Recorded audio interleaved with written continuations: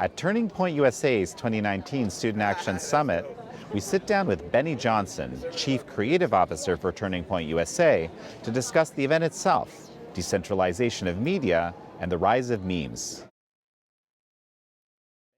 Benny Johnson, really good to have you on American Thought Leaders. Wonderful to be here. My honor. Here we are at Turning Point USA. You're the Chief Creative Officer, and there's definitely been a lot of creativity here. Yes. Tell me about what you've been seeing. You can hear the creativity right over here Yeah. as the kids yell USA. It has really been exciting here to see over 4,000 young Americans, average age in the young 20s, come in here and cheer for their country. Just really, really proud Americans, and the excitement and the energy in this movement. It is so very, very special. It's not just kids. My parents are also here. Okay. My mom and dad, they're also here Right. from Rock Island, Illinois. Okay. And here's the thing about my mom and dad. Okay. Dana and Howard Johnson, they get the Epoch Times delivered to their doorstep. Okay. I am not making this up. This is completely true. Okay. And when I visit my parents, when I go to visit mom and dad, there is an Epoch Times sitting on my pillow in the guest room every single time I come in. It's their paper of choice. They've canceled all their other subscriptions. Wow. And they read the Epoch Times. Oh, that's fantastic. We'll have to get them over here sometime soon. They're amazing. So, well, actually, let's talk about media. You know, the young people of today, gosh, I'm old. I must be really old to say that. They don't really consume media the way folks used to, right? Yes. And this actually presents a lot of problems, and it also presents a lot of opportunities. And there's also the crazy media environment that we're in, Yes. right, to boot. And I know this is on the forefront of your mind. Yes. So tell me about how these different media channels feed into what Turning Point USA is doing.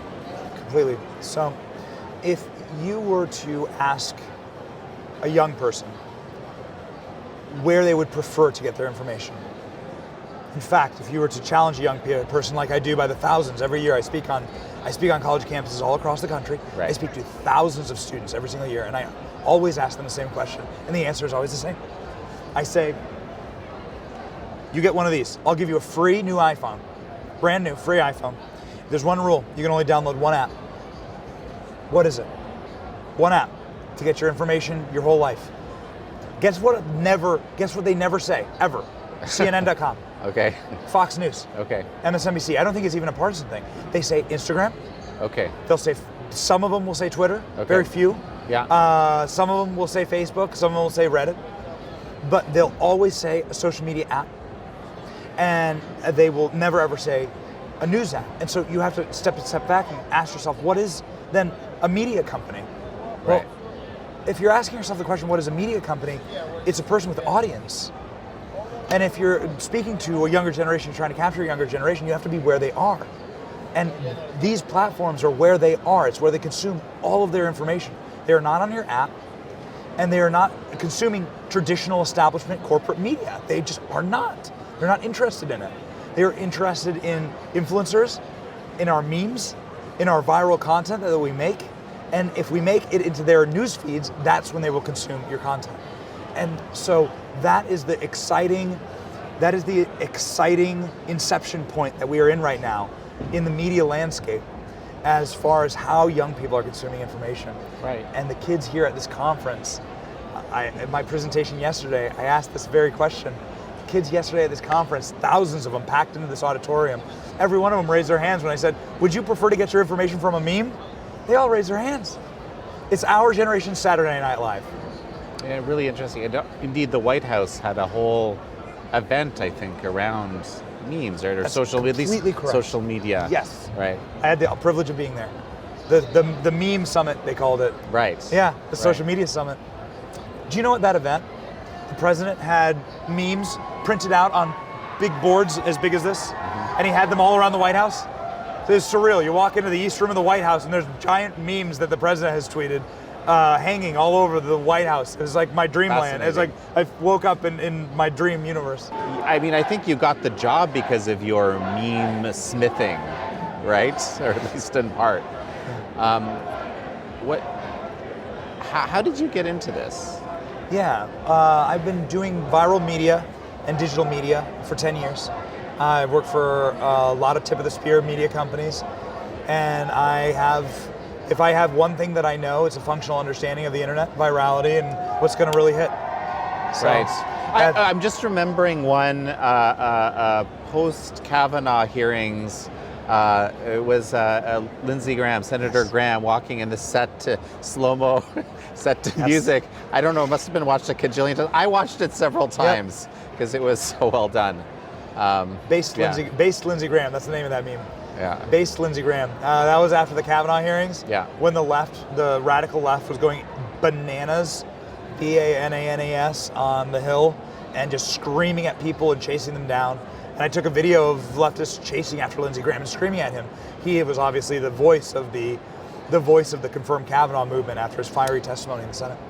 And they screamed at him, and there's this photo where he's just straightening his tie, and he's just smiling smugly as they're screaming at him. And it became sort of it shows the power of a meme. It became this siren call for every conservative who is having that same feeling that we just don't care about your screaming and your insanity and your propaganda anymore.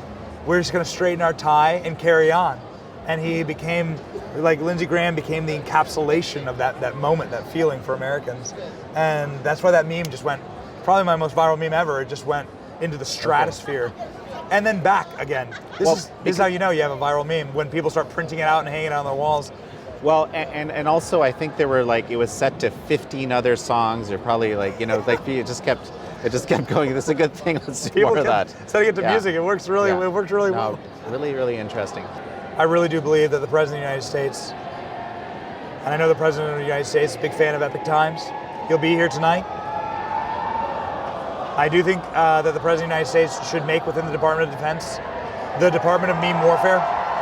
And if so called upon by my country, I will serve as the first Secretary of Memes, because I believe it will be really, really, really, really special to attack our enemies through really dank memes and making fun of them. How many people are part of Turning Point right now? Yeah, we have over 100 people on staff. We are in all 50 states. We have colleges and campuses in all 50 states. We have 1,400 different chapters and organizations, over 500,000 students that are in the organizations, the largest political youth organization in the country. It's conservative. Yeah, it's student activism. Yeah. It's conservative, but it's free market. I mean, it's just free market ideas. Free market ideas spoken to kids in the way that they speak. Like, kids want to be spoken to in the way that they communicate. And so these non-traditional mediums, these non-corporate establishment media mediums are really, really special. And they're having worldwide consequences. You're seeing young people all around the world revolting against these type of authoritarian systems of government. It's really, really special to us to watch the Hong Kong protesters. Right. That is entirely brought on by the internet, by the advancement of the internet, and by the advancement of free ideas. Because you can now look online and see how people live in other places, see the freedoms that other people have. Why is it that someone in Portland is holding up a communist flag and someone in Hong Kong is holding up an American flag? And what are they chanting in Hong Kong? We want the Second Amendment. That is what they're chanting. That's what they're writing. They're using memes in Hong Kong in order to protest. That's what galvanizes so many people. It's so special. And so it is now this decentralized world where you can communicate, and it's real information warfare. And that's why we're so excited to be on the front lines of it, and to be better at it than the left. My whole thing is that the left can't meme, because we're just better at communicating our ideas than they are online. It gives us a tactical advantage. I just came back from Hong Kong. This Hong Kong Human Rights and Democracy Act was just passed. Big events happening on Thanksgiving. Thank you, America. American flags all over the place. Wow. A lot of funny meme-like things of Trump and the flag roaming around. They post memes. Yes, absolutely. No, so this is all everything you're saying is true. I was in the middle of that crowd when it was happening. I would love to go to Hong Kong. It's so special. Yeah. But they're using memes to fight their totalitarian, authoritarian government. Well, and they're using fight communism with memes. It's so special. Yeah, and the whole range of possibilities. They're using the legal system. There's frontline protesters, one of whom I've interviewed, that are even, using Molotovs a bit. So it's like it's a whole range of things. Yeah. But why? Because they feel they have no other way to respond to this despotic encroachment of the Communist Party of China. They have no Second Amendment. Yeah. I don't think most people in China knew what the Second Amendment was when Tiananmen Square was happening. But now, because of the internet and because of meme warfare, because the 2A community is so good at memes, the gun owners of this country, I think, are perhaps the best community for memes. They are just great at it. I think that these ideas get communicated, and it's international now. It's very special. So, where is Turning Point going this year? This coming year? What's easier new? to tell you What's where we're not going. Okay. Yeah. Okay. Where are we going this year? We are looking at rapid growth and expansion for all of our chapters, all of our states. We have many dozens of new chapters that have started just this month. Okay. Hundreds over the fall. I don't have the exact number because that's not my department, but it's been rapid, expansive growth on all platforms, all social media. And you see this event is just twice as big as it was last year, twice like the amount of reach that we have. The President of the United States is speaking to us tonight. We're just thrilled. The rocket ship's going up. We are winning the meme wars. We're really excited about it. Such a pleasure to speak with you, Benny. All right, thank you so much.